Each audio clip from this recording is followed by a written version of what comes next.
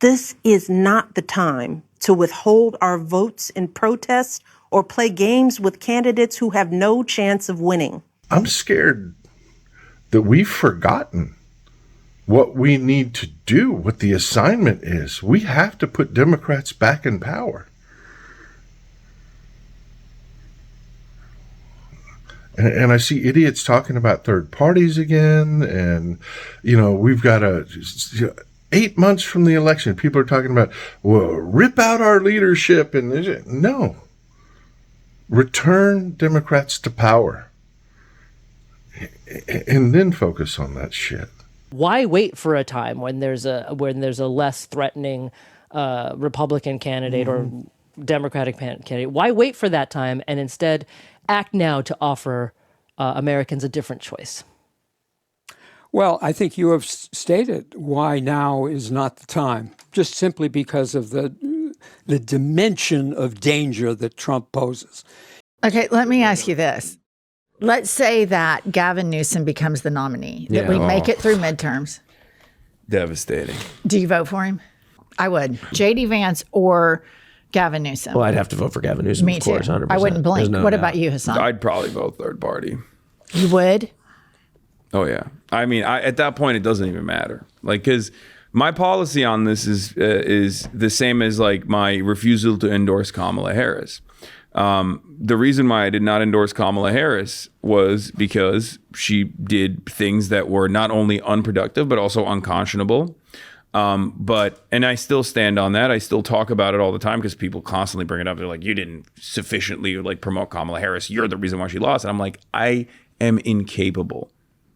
There is no singular force in this country that is capable of making or breaking an election. And if that was real, then it is the most idiotic thing not to listen to my demands. But everybody knows that that's not real, right? Mm-hmm. If I had this singular force to be able to make Kamala Harris the president, then Kamala Harris should be coming to me every day and being like, let me do a collab with you, please. Totally. Right? That's not the case, of course. And they know it. That's why they didn't do it. But the campaigns are always responsible for whether or not they are able to win the crowds, win the population over, and combat against the couch. Not necessarily even against the Republican Party, but usually you're fighting against the couch, people who just don't go out and vote. And for me, the way I see it is if the Democratic establishment makes this decision one more time, just as they did with Hillary Clinton, just as they did with Kamala Harris, and in some ways, just as they did with Joe Biden as well, which led to Trump too, then they just don't care. And there's not much I can do. Let me tell you something. Yeah. I agree with everything you say, but as a person who lived in a red state for 50 years, I would crawl through 10 feet of concrete to vote for Gavin Newsom, even though I think he's duplicitous, a hypocrite, a thirst trap, hungry for power, all of the things that you say, and harms the Democratic Party and sets the psychological soil to be more prey to fascism. All of that I agree with. Hello, today is February 12th, 2026. This is my 8th episode in my podcast series. Today's topic is, if now is not the time, when is it?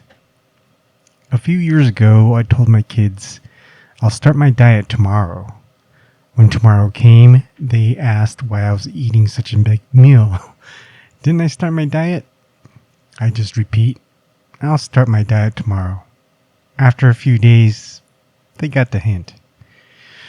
Now, what's funny is that in American politics, both the Democrats and the Republicans state, now is not the time when discussing a third-party candidate or an independent. Right now, it's mostly been Democrats because they keep losing to some pedophile in chief named Donald Trump.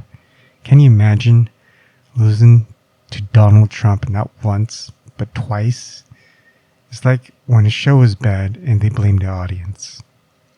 So, to end this episode, I'll just simply ask, if now is not the time, when is it?